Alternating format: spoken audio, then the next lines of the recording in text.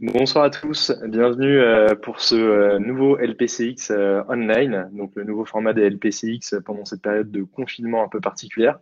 Mais on essaie de continuer de faire vivre la communauté produit à travers ces LPCX online.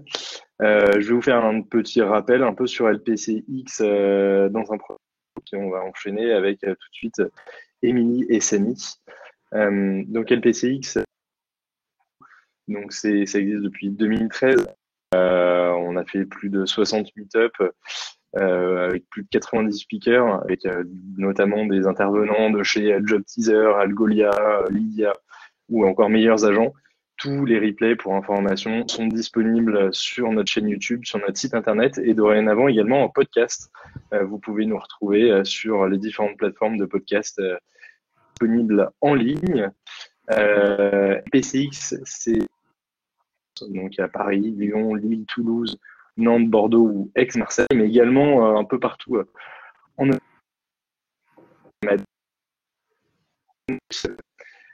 Programme de ce soir, donc on va recevoir Émilie qui de parler de comment décision dans un contexte d'hypercroissance.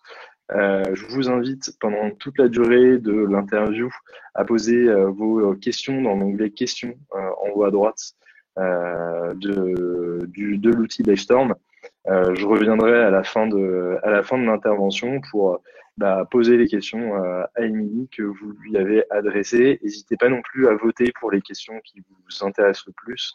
On n'aura pas forcément le temps de toutes les évoquer, donc voilà, votez pour celles qui vous intéressent le plus. Je les reprendrai dans cet ordre-là. Probablement Émilie pourra vous répondre pour les dernières questions si jamais on en a trop.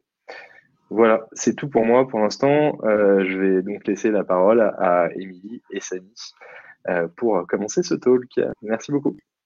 Merci Alex. Bonjour Émilie, bonjour à tous. Bonjour, bonjour à tous. Merci pour ta participation donc, à ce webinaire LPCX. Pour commencer, je te propose d'introduire rapidement ton parcours.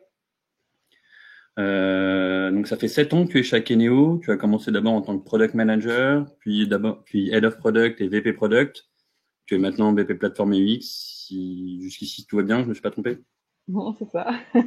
L'objectif aujourd'hui, donc, à travers cet échange, c'est vraiment de revenir sur ces 7 années d'expérience chez Akeneo pour que tu nous racontes comment finalement le produit, durant ces 7 années, s'est structuré et organisé chez Akeneo. Tu nous disais tout à l'heure que quand tu as commencé au tout début chez Akeneo, vous étiez à l'époque 7 personnes, vous êtes maintenant plus de 200. On imagine donc facilement que tu as dû connaître pas mal de réorganisations et une certaine évolution finalement de la culture produit au sein de ton équipe. Donc finalement, l'objectif, c'est vraiment de revenir sur ces 7 années, sur un retour d'expérience sous le prisme du produit et de l'organisation chez Akeneo. Donc pour commencer, si tu le veux bien, je te propose de tout d'abord présenter le produit Akeneo et la solution B2B. Oui, alors Akeneo, c'est un éditeur de solutions qui propose du coup une gestion de l'expérience produit pour toute entreprise qui vend des produits. Alors quand on dit expérience produit, en fait, ça veut dire que ce sont des informations produits qui vont être cohérentes et contextuelles et mises à disposition des acheteurs, peu importe où ils se trouvent et qui ils sont. Donc les sites e-commerce, bien évidemment, mais il y a aussi des catalogues papier, ou même des robots en magasin, on en voit de plus en plus, et même des systèmes vocaux qu'on a à la maison. Donc voilà, c'est tout ce genre d'expérience produit qu'on peut proposer via Akeneo, et que ce soit pour des acheteurs en France, aux États-Unis ou ailleurs. Ok. Et pour reprendre depuis le début, finalement, tu es arrivé en tant que product manager il y a 7 ans. C'était comment il y a 7 ans Akeneo en termes d'organisation? Eh ben, Akeneo, au début, c'est 7 personnes. Donc, tu as les 3 fondateurs, donc Frédéric de Gombert, le CEO, Benoît Jacquemont, le CTO, et Nicolas Dupont, le lead dev à l'époque. Et il y avait 3 développeurs, dont Romain, le premier développeur qui est toujours là également. Et puis donc moi, qui était product manager. Et donc en fait, il y avait Fred et moi qui faisions tout ce qui n'était pas développement, donc sales, marketing, consulting, un petit peu de product management quand même. Et les 5 autres, ce serait vraiment focus sur développer le produit. Ok. Et on imagine qu'entre 7 et 200 personnes, l'organisation s'est pas fait en une seule fois. Vous avez dû passer par différentes étapes. Et est-ce que peut-être qu'on pourrait revenir de façon très macro sur ces différentes étapes pour que tu nous expliques finalement les différentes organisations que vous avez eues entre il y a 7 ans et aujourd'hui en 2020 avec plus de 200 personnes? Ouais, alors ça a beaucoup, beaucoup changé. Et puis on a essayé plein de choses. Mais bon, j'essaie de résumer par grande période. Mhm. On a eu les 2 premières années, donc 2013-2015, là c'est le début. L'objectif, il est assez simple, c'est faut valider l'idée sur son marché.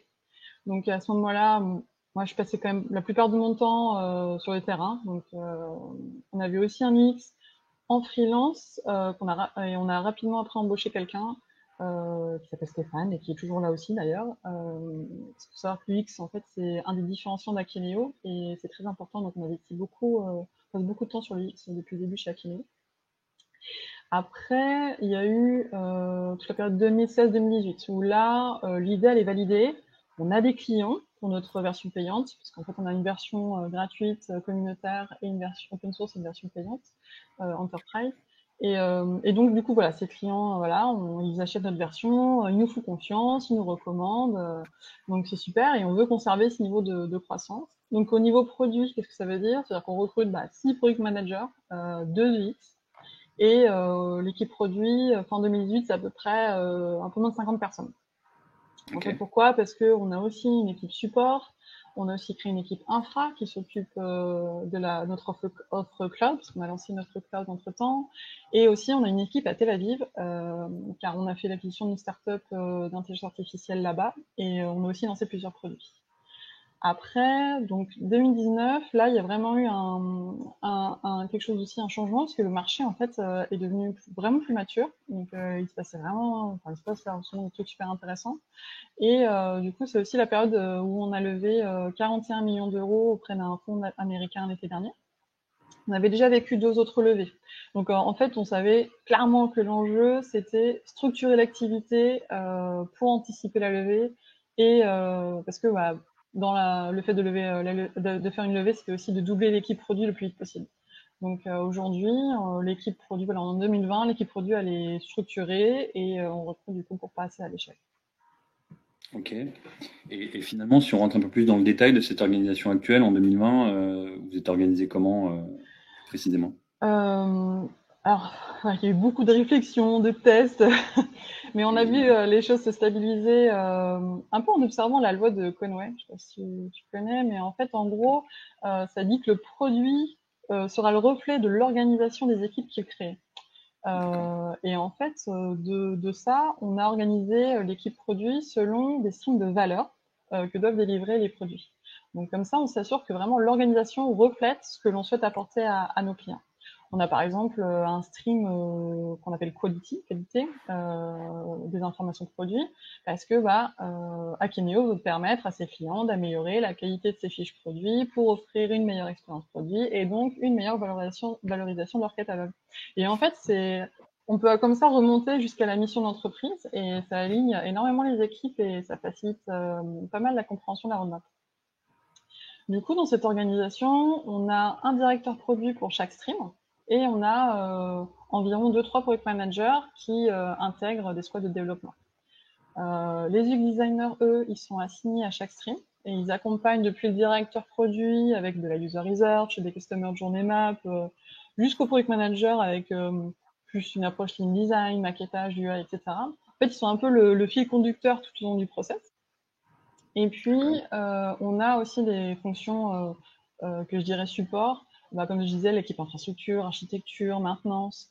Alors sur ces équipes-là, il n'y a pas de PM sur ces parties-là. Par contre, elles sont représentées également sous forme de squad. Alors, une squad chez Akeneo, qu'est-ce que ça veut dire? C'est 4 à 6 personnes maximum avec des OKR qui sont alignés sur une roadmap globale. Et aujourd'hui, on a 15 squads. Ok, donc là, tu évoquais justement deux notions sur lesquelles je te propose de rentrer un peu plus en détail. La première, c'est la notion d'OKR, la deuxième, celle de roadmap. Euh, Peut-être qu'on peut rentrer d'abord sur la partie un peu OKR. Ça fait un moment que vous utilisez cette méthode chez Akeneo? Oui, on utilise le système Docker depuis plusieurs années. On s'en sert pour aligner et vraiment créer de la transparence dans l'équipe produit. En fait, les OKR de l'équipe produit sont publiés en interne, ils sont consultables par tout le monde et ils sont en rapport avec la roadmap produit global qui est aussi disponible en interne. En fait, la clé, c'est de faire en sorte que les squads elles soient vraiment les plus indépendantes possibles les unes des autres. Mais du coup, on aligne également, avec ce système d'OKR, on aligne également le métier avec le code en utilisant le Domain Driven Design qui a été vraiment initiative engineering, de l'équipe engineering et qui a vraiment aussi aidé sur ça. Et puis sur tout ça, on a appliqué des process d'open source. On vient de là, donc c'est assez naturel pour nous. Par exemple, si une squad a besoin de travailler sur une partie de code dont elle n'a pas la gouvernance, bah, c'est pas grave, elle fait le code et puis elle le soumet à la squad en charge pour validation. Donc après, tu as des engineering managers qui font en sorte que ça se passe bien. Ils ont vraiment un rôle de facilitateur pour ce genre d'action. Et d'ailleurs, c'est vrai que je ne l'ai pas dit, mais on a un engineering manager par stream également pour encore une fois aligner product director, engineering manager et designer. Ok, et par rapport finalement aux précédentes organisations, c'est quoi l'avantage justement d'utiliser les OKR pour aligner les équipes? Et ben en fait, c'est parce que comme ça, la stratégie, elle se reflète dans l'organisation. Et ça, c'est quand même hyper pratique. Pourquoi? Parce qu'en fait, bah, c'est beaucoup plus clair pour les équipes et du coup, tu gagnes du temps sur les échanges entre les équipes et aussi avec les autres départements. Donc ça, c'est quand même pas négligeable. Ensuite, plus d'alignement, ça permet aussi plus d'autonomie pour les équipes et pour les personnes. Et ça aussi, c'est chouette. Et puis plus de cohérence, et ben ça crée aussi tout simplement plus de bonheur, en fait, plus d'épanouissement. Les gens peuvent vraiment se situer et mesurer leur impact facilement malgré le contexte d'hypercroissance. Et tout ça, en fait, au quotidien, ça mène vraiment plus d'efficacité. Et puis pour la créativité et l'innovation, c'est vraiment le terrain idéal, quoi. Ok, j'imagine pour autant que dans un contexte d'hypercroissance, ça a tout de même quelques inconvénients du fait déjà de la taille de l'équipe, mais aussi peut-être du rythme. Oui, c'est vrai que l'inconvénient, je dirais majeur, c'est qu'en fait une stratégie à 3 à 5 ans, c'est-à-dire faut la définir, faut la valider, faut la partager, faut des mois et des mois pour aboutir à cette réflexion. Donc c'est pas forcément adapté pour toutes les entreprises, enfin je trouve personnellement, parce que faut voilà que ton entreprise elle ait d'une certaine maturité, je pense pour plusieurs années d'existence pour se poser et avoir ce genre de réflexion. Je pense aussi qu'il y a un besoin de comprendre le problème à résoudre et puis d'y investir du temps, parce que ça demande vraiment du temps et puis à tous les niveaux. Et puis, c'est, je pense, une approche qui demande une certaine culture, notamment, voilà, tout challenger, tester, accepter de faire des erreurs, agir vite, pas éviter les discussions difficiles. Enfin, voilà. C'est vraiment un processus tout le temps d'alignement en fait et qui se termine jamais vraiment parce que quand tu es en hypercroissance et que tu as la technologie, tu as le marché, il se passe toujours plein de choses et ça te pousse toujours à te réaligner par rapport à la nouvelle situation, quoi. Ok, t'évoquais aussi lorsque tu nous décrivais un petit peu mieux l'organisation actuelle, euh, la roadmap finalement qui était définie de façon assez globale. Comment finalement vous travaillez dessus aujourd'hui avec les équipes, notamment avec tes 15 squads? Alors, la roadmap, elle se base sur la vision de produit, donc ça, elle est définie par le CEO. Et de cette vision, on définit la stratégie produit à plusieurs années, déclinée pour chaque stream par les directeurs produits. Et ensuite, tu as la stratégie plutôt sur un an découlé, donc avec un plan en trimestre qui permet d'y arriver. Donc ça, fait par les product managers avec l'accompagnement des directeurs produits. Et puis, tu as le plan en trimestre avec les releases mensuelles qui sont faites par les product managers avec l'aide des squads. En fait, comme ça, on voit toute la roadmap est construite par tout le monde, chacun avec son niveau de responsabilité et le niveau et le périmètre voilà, qui est défini pour chacun. Et dans tout ça, pour prioriser, vous faites comment? Ah, c'est là où on arrive au cœur du sujet. Ouais. Voilà, en effet, tout l'enjeu, c'est d'avoir la bonne liste de choses à faire. Et du coup, pour ça, il faut identifier quels sont les bons sujets à mettre dans la liste et dans quel ordre on doit dépiler cette liste-là de choses à faire. pour répondre sur la partie priorisation des sujets, en fait, on se base sur certains critères business qui sont en lien avec les objectifs de la boîte. Et comme ça, ça permet d'illustrer quels sont les sujets qui vont permettre d'avoir plus d'impact en fait par rapport à ça. Quand je dis un critère business, ça peut être un taux de conversion, le taux de churn ou des choses qui sont vraiment plus précises, mais qui sont vraiment du niveau d'Akeneo. Qu'est-ce qui concerne le développement de la boîte. Et puis, tu as aussi la valeur client. Donc ça peut être pour Akeneo, réduire le temps de remplissage d'une fiche produit, avoir plus d'autonomie dans une action, ce genre de choses. En fait, là, on est vraiment sur le résultat, mais côté client, l'impact créé chez le client, le outcome. Très clair, oui, on imagine bien que dans le B2B, en fait, à la fois la valeur client et le business, bon, c'est un peu essentiel de réconcilier les deux. Pour autant, pourquoi justement uniquement ces deux facteurs spécifiquement comment vous l'illustrez globalement tous les jours Alors, comment vous le viviez tous les jours finalement ouais. au sein de tes équipes? Je te donne un exemple. Par exemple, tu peux trouver plein d'idées pour améliorer un taux de conversion. Genre faire des features un peu waouh pour les démos, tu vois. Si tu pondères par la valeur apportée au client, ça permet de prioriser sur du long terme, en accord avec la stratégie d'édition. Parce que, voilà, en tout cas, avec nous, on est une boîte d'édition. Donc, du coup, les features identifiées, qui sont waouh en démo, mais qui n'apportent rien au client derrière, et ben, du coup, elles sont dépriorisées par ce système-là. Par contre, les fonctionnalités qui vont être priorisées par ce système-là, c'est les features qui sont et sexy en démo et qui apportent de la valeur au client. J'ai un autre exemple, si tu veux, c'est les clients. Les clients, en général, ils ont plein d'idées de solutions pour résoudre le problème. Je connais ça, ouais. Donc, si tu pondères par l'impact business, ça permet de rester cohérent sur tes priorités de boîte à un instant T. Parce que peut-être qu'à un moment, on va prioriser des sujets qui vont favoriser l'acquisition, à un autre moment, on va prioriser plutôt les sujets de rétention. Et en fait, du coup, ça n'empêche pas que les solutions qui sont données par les clients, elles sont bonnes et qu'elles répondent à un vrai besoin. Mais c'est peut-être pas le bon moment pour la boîte d'investir sur elles. Et en fait, ça permet de s'assurer vraiment que les investissements produits seront optimisés pour accompagner la stratégie de l'entreprise. C'est vraiment deux critères qui permettent de répondre aux besoins du développement de la boîte en répondant aux besoins des clients. Ok, très clair. Et finalement, justement, parce que vous êtes une entreprise, une solution SaaS, c'est du B2B, finalement, comment vous arrivez à identifier les bons sujets, à prioriser ce qui a de la valeur pour les clients, VS votre roadmap business?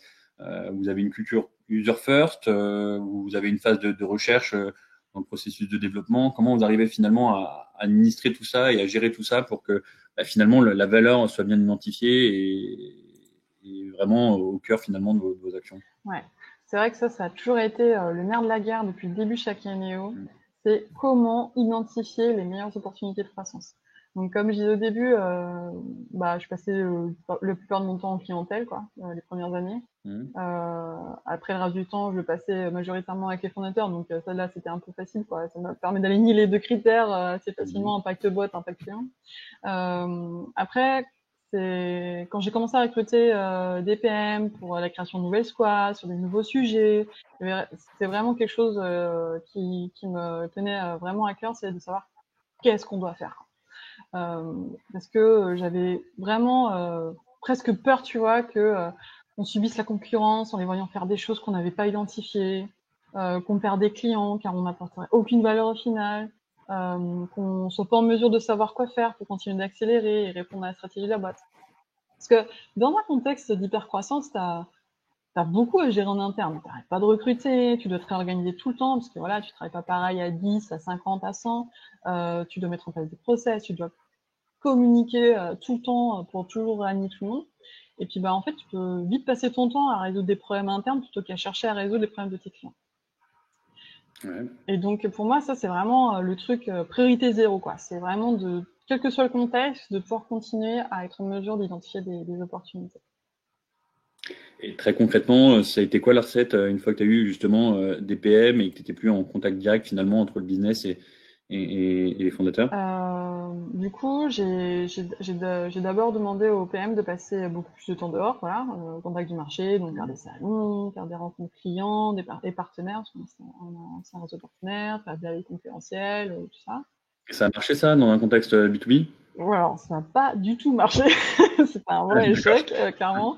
J'avais même poussé l'exercice jusqu'à mettre ça en objectif individuel, mais c'était n'importe quoi. En fait, j'avais pas du tout compris le contexte.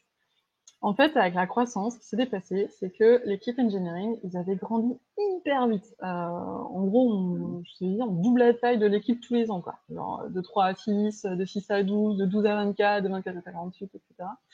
Et donc, en fait, l'équipe, à ces vitesses-là, a grandi quand même de manière organique. Et du coup, en fait, les product managers, de manière insidieuse, ils avaient commencé à prendre la casquette de chef de projet technique, un peu, tu vois, pour compenser et faire avancer le sujet. Et franchement, c'était tout à leur honneur, mais c'était très dangereux pour la boîte parce qu'on pouvait perdre en compétitivité, quoi. Et du coup, finalement, comment tu as réagi en termes d'organisation, j'imagine, pour ajuster un peu Oui, ce type de comportement? oui. Donc en fait, du coup, on a mis en place des nouveaux rôles côté engineering. On a clarifié le rôle du lead dev et on a créé le poste de engineering manager. Et après, on a demandé au PM de basculer cette activité sur désormais. Et c'est encore en cours, c'est en rodage, mais franchement, ça a déjà débloqué beaucoup de temps au PM. Ce temps, du coup, je l'ai mis à profit pour mettre en place ce que tu disais, des nouvelles activités comme la user research, du product discovery. Je fais beaucoup participer l'équipe design parce qu'eux, ils sont déjà extrêmement sensibles aux approches user-centriques. Et puis, en fait, déjà, l'année dernière, ça a porté ses fruits puisque l'équipe produit, elle est vraiment en mesure de présenter des opportunités de manière claire, argumentée auprès de la direction, et ça permet de prendre des décisions fortes pour la boîte. Ok, mais aujourd'hui, tu nous as dit que donc, quand même, il y avait 15 squads, 4 à 6 personnes dans chaque squad. Finalement, très concrètement, est-ce que tu as un exemple à nous donner où finalement les équipes arrivent à faire cette démarche de recherche et à vous proposer finalement des solutions suite à une démarche de recherche et pas juste parce que il y a eu un feedback utilisateur ou quelque chose comme ça? Ouais. Alors, il y a eu un cas où, D'accord. où la direction, en fait, elle disait officiellement en interne, non, non, on fera pas ça. Et moi comprise, hein, toi, je dis, non, non, on fera pas Hmm. ça, ça rentre pas dans la roadmap d'entreprise. On était tous d'accord, on avait fait voilà, c'était assez clair et tout. Puis en fait, ça revenait quand même un peu trop fort, quoi. Donc du coup, l'équipe produit qui était en charge de ce périmètre, elle a fait son travail, elle a fait l'étude, elle a cherché à savoir si oui ou non c'était une opportunité.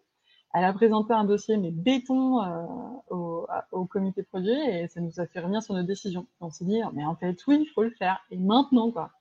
Et ça, tu vois, je trouve que c'est un super exemple parce que aussi ça montre l'importance de la culture. C'est-à-dire que voilà, c'est capacité à se remettre en cause, tout le monde a une voix, et je pense que ça, c'est vraiment la force de la boîte, quoi, sa culture. Ouais, et finalement, si je reviens aussi un peu en arrière, tu parlais de roadmap global, une vision produit définie par le CEO.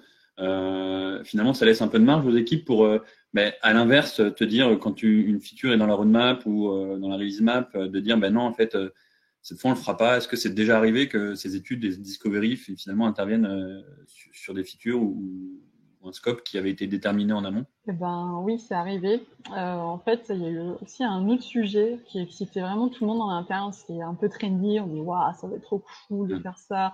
On était tous à fond, vraiment. Tout le monde était derrière cette idée-là en disant, ouais, c'est génial, ça va être super. Et puis, quand l'équipe produit en charge a fait l'étude, en fait, ça a fait fou.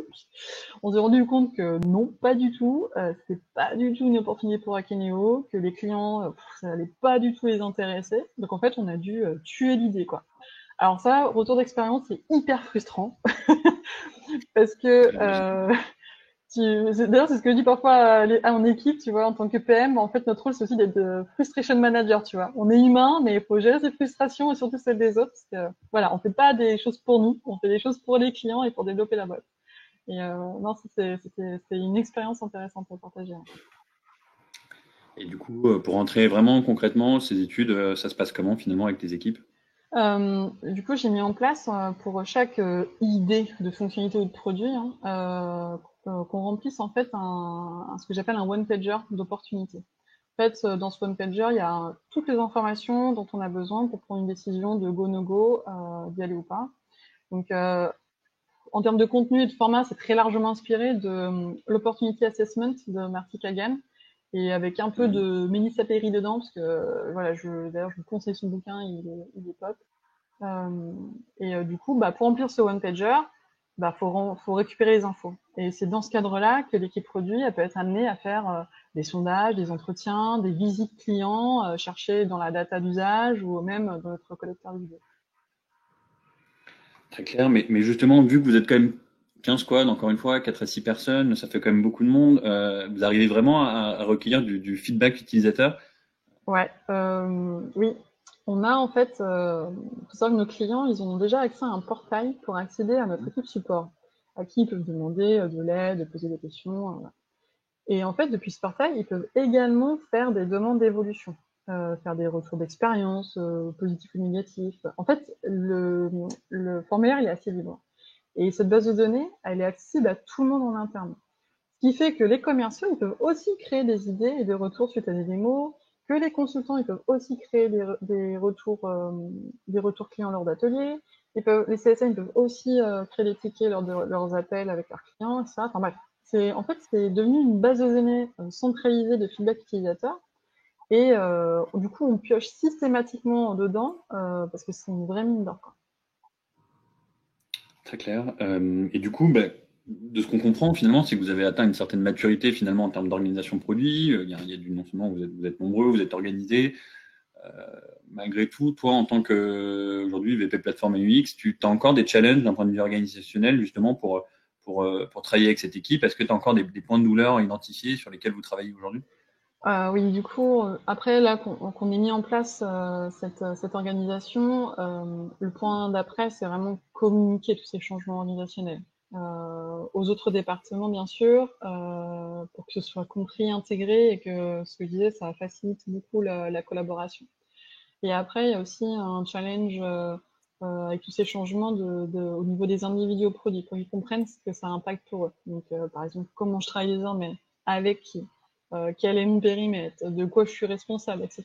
Donc, tout ça, c'est vraiment un peu la conséquence. Voilà. On a mis en place l'organisation, maintenant, c'est comment on l'intègre et on accompagne en fait ce changement. Ok. Et toi, finalement, qui as vécu un peu ces 7 années avec ces différentes étapes, différentes organisations, mais aussi des changements de poste, donc j'imagine de nouveaux challenges. Tu l'as vécu comment, toi, très concrètement, de façon plutôt assez personnelle, professionnelle? Alors, clairement, c'est une expérience unique euh, qui, euh, qui pose des challenges au quotidien et du coup, qui te demande en fait qui peuvent te créer un petit sentiment de solitude parfois, tu vois, parce que bah, quand t'es le plus senior et le plus haut dans ton organisation métier, pas que produit d'ailleurs, tu vois, je pense que c'est la même chose des sales, des customer success, etc. Bah, c'est difficile parce que personne n'a ni ton expérience ni ton vécu de la situation auparavant non plus, quoi. Donc, il y a vraiment un vrai enjeu de constituer un espèce je dirais, de centre d'apprentissage, tu vois, externe, avec des personnes qui ont vécu ces situations-là. Parce qu'en fait, voilà, dans le monde entier maintenant, on partage beaucoup, donc c'est chouette. On peut vraiment partager beaucoup de choses, transmettre, et puis beaucoup de sources de lecture. Je lis énormément pour me renseigner et apprendre des autres. Et puis, ne surtout pas oublier de passer du bon temps à côté pour décompresser. Je pense que ça aussi, c'est important. Après, j'imagine qu'en 7 ans, avec tous ces changements de poste, ça doit être aussi, il doit y avoir aussi de bons moments de joie et quelque chose d'assez stimulant finalement dans ce changement Ouais, d'organisation, d'équipe, dans l'ampleur qu'a pris maintenant l'équipe produit que tu as ouais, montée, ouais. non? Bah, c'est les gens, en fait. C'est vraiment ça, c'est l'aventure humaine. Quand Mm. tu recrutes des gens et puis que tu les vois se réaliser professionnellement en étant à leur côté, quand ils vivent leur premier retour client, leur première feature, leur première présentation, ouais, voilà, leur premier feedback, c'est fort en émotion, en tout cas pour moi. Parce que je pense parce que toi, tu t'as déjà projeté ça quand tu les as rencontrés en tant que candidate, tu te dis ouais, je les embauche parce que Mm. je pense qu'ils sont capables d'arriver là, à impacter les clients et ouais, les accompagner jusque-là, c'est vraiment chouette, en tout cas pour moi. Parce que je trouve vraiment que le product management, c'est vraiment particulier humainement, quoi. C'est plutôt ingrat, c'est pas pour tout le monde, et voir des gens kiffer faire ce boulot, pour moi, c'est chouette, quoi, de partager ça avec eux.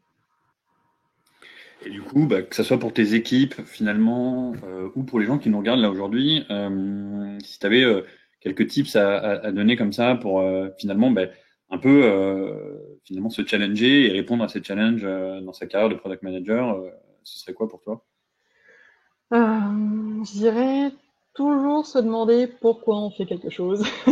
Mm. Ça, de vraiment s'assurer que c'est la même réponse pour tout le monde, en fait. Tu vois, en Mhm. vertical, de la direction jusqu'à l'équipe, aussi bien qu'en transversal, avec tous les métiers concernés, tu vois, marketing, sales, support, etc. Parce que si c'est clair pour tout le monde, tout est beaucoup plus fluide après pour tout le monde. Et ça, c'est la valeur du product manager. Euh, Ensuite, je pense que ce qui compte pour avoir du succès, c'est avoir de l'impact. Donc, c'est d'avoir l'impact sur le business via l'impact chez les clients. Donc, tu vois, de dire, voilà, j'ai appliqué telle méthode, j'ai animé des ateliers avec X personnes et tout, ça reste de l'implémentation, ça garantit rien, si tu veux. Il n'y a pas de recette magique. Je dis pas qu'il faut pas connaître les méthodes, au contraire, il faut toutes les connaître et bien les maîtriser parce qu'il faut savoir, en fonction du contexte, la bonne recette. Et donc, les bonnes méthodos et les moyens de faire les choses. Et c'est au rôle du PM, justement, de la trouver. Mais par exemple, c'est vrai que ce que j'ai fait là chez Akeneo, ça marchera peut-être pas chez quelqu'un d'autre. D'ailleurs, dans mes boîtes précédentes, j'ai opéré différemment parce que le contexte, le produit, la culture, les gens, tous les paramètres sont différents. Ok. Donc ça, et puis bah, notre métier, c'est quand même un peu d'être des pros du road mapping. Et ça, je pense que ça peut s'appliquer à plein de choses, et notamment, bah, je pense à la gestion de carrière. Parce que si tu dis, voilà, qu'est-ce que je veux, c'est ta vision, d'où je pars, ton analyse de l'existant, et comment j'avance, donc comment j'y arrive, c'est ta stratégie pour y arriver.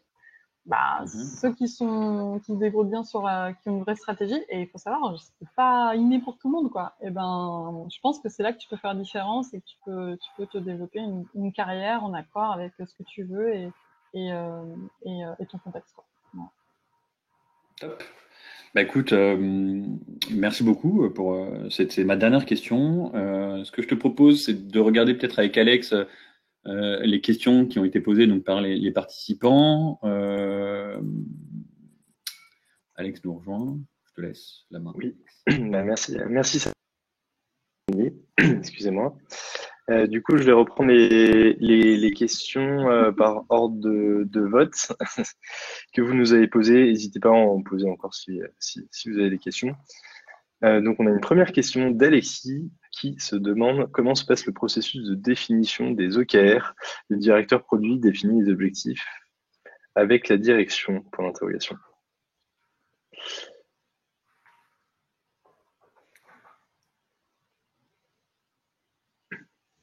Émilie, Je sais pas, Émilie, je sais pas si tu nous tu entends? m'entends. Oui.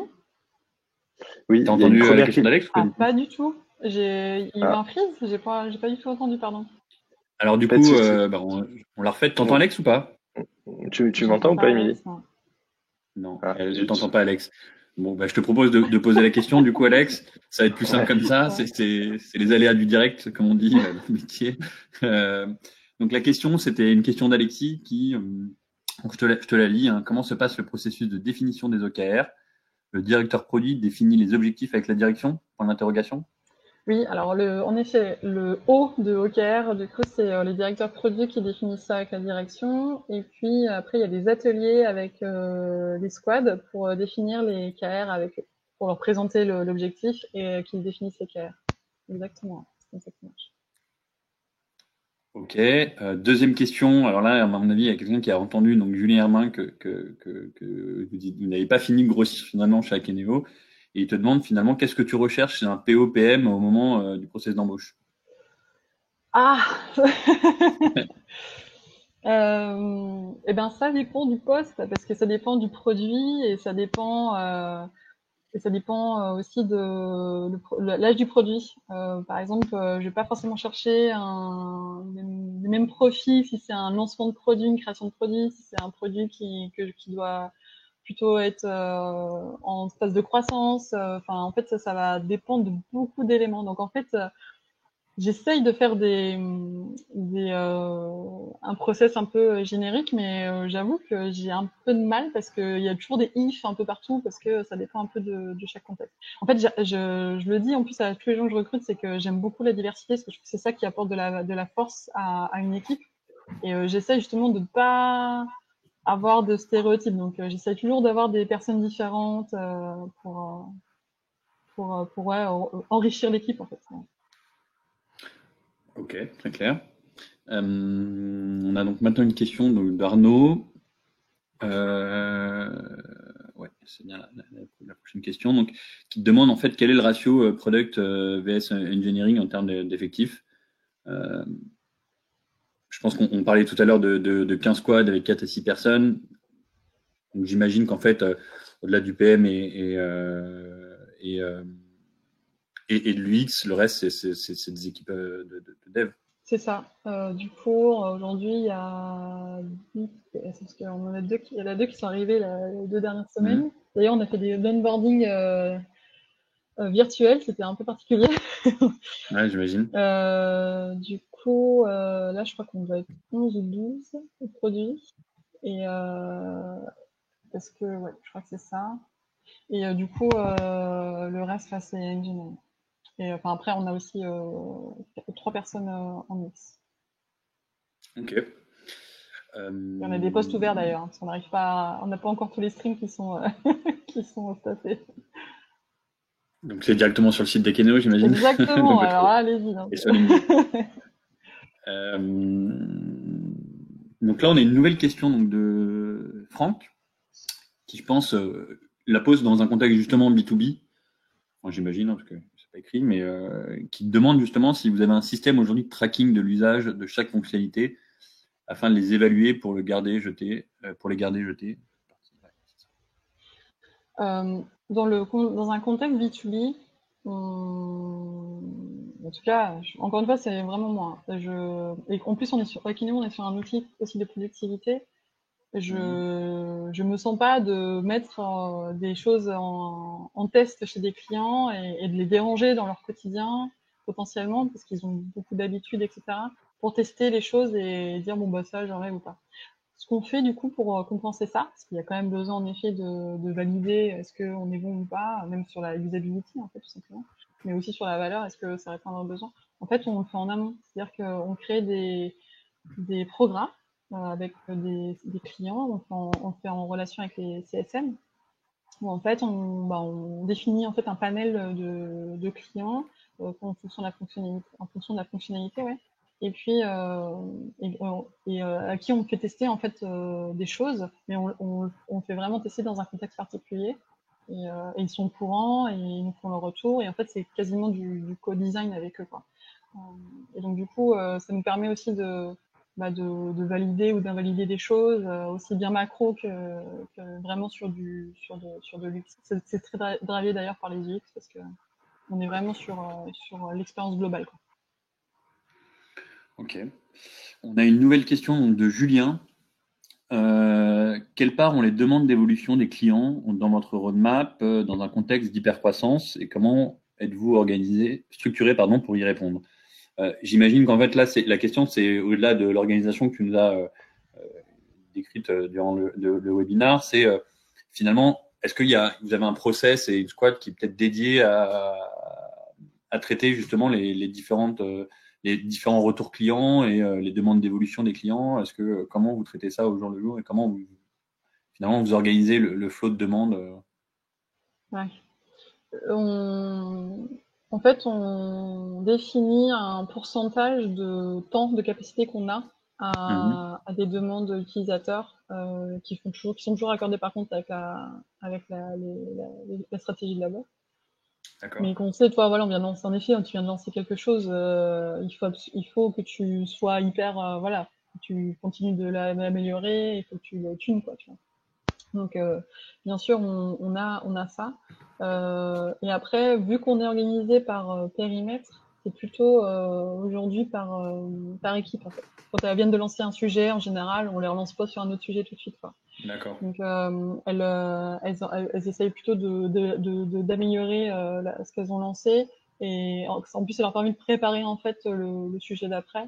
Comme ça reste du temps pour Ouais, faire les donc, fameuses études. ouais, donc globalement, entre Et deux grosses tester les features, vous laissez un peu de temps aux équipes, notamment pour itérer, améliorer Mm. et du coup On apporter voit l'adoption, ouais, qu'on ait une vraie adoption. Ok, très bien, très clair. En tout cas pour moi, j'espère que Julien, la réponse te convient. On va peut-être essayer, je pense encore une ou deux questions. Il nous reste du temps normalement.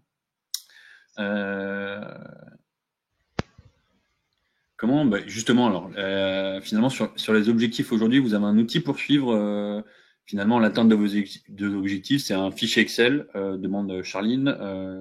Et comment, en fait, à quelle fréquence vous les suivez justement l'atteinte de ces objectifs? Donc là, j'imagine qu'on parle des OKR. Ouais, je crois. Du coup, les OKR, on les définit au trimestre pour chaque squad. D'accord. Et on les suit à chaque sprint, entre guillemets. Donc, on les monitore un peu toutes les 2 semaines. Après, on publie vraiment les choses tous les mois. Et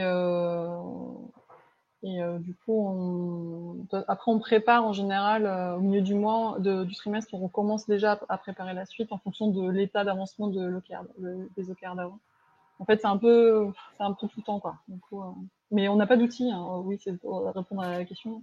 Enfin, on n'a pas d'outils. On n'a pas un outil spécialisé. Je sais qu'il y a des outils spécialisés dans la gestion des OKR. Aujourd'hui, on a utilisé un template dans Notion pour que tout le monde puisse avoir sa page et que ça soit publié en interne, parce qu'en fait, on est en train de passer de Confluence, Atlassian à Notion. Et du coup, ça permet comme je disais, vu que les OKR c'est vraiment toute transparence, tout le monde y a accès, tout le monde, c'est ouvert à tout le monde en interne. Donc dans Notion, c'est pratique parce que les équipes peuvent y aller, mettre dans les ateliers, remplir directement, c'est tout de suite disponible. Donc c'est plutôt comme ça. Et pour le suivi, oui, c'est un fichier. Ok. Charline a une autre question qui concerne cette fois l'UX. Tu disais apparemment que c'était très important chez vous. Et du coup, est-ce que les UX aujourd'hui font des tests ou des interviews avec des utilisateurs, notamment dans le cadre B2B? Et si oui, comment recrutez-vous vos utilisateurs? Bon, là, j'imagine que c'est via les sales, mais je te laisse peut-être. Oui, on a cette chance incroyable de pouvoir, même en étant B2B, de pouvoir parler à nos end users, ce qui est quand même d'un confort incroyable. On a une relation très forte avec nos clients et c'est juste génial. Ouais, c'est pas toujours le cas. Souvent en B2B, les sales ont peut-être peur justement de créer une nouvelle relation. Alors non, on a un accès parce qu'ils sont contents. Hein, l'équipe produit qui vient les voir en général. Il faut prévoir prévoir aussi un petit temps où ils peuvent échanger de manière plus libre. Mais non, il n'y a pas une semaine où on n'a pas un contact client, où on passe 1 heure avec un client pour lui poser des questions, que lui nous remonte des choses, etc. Et on bosse beaucoup avec les CSM là-dessus.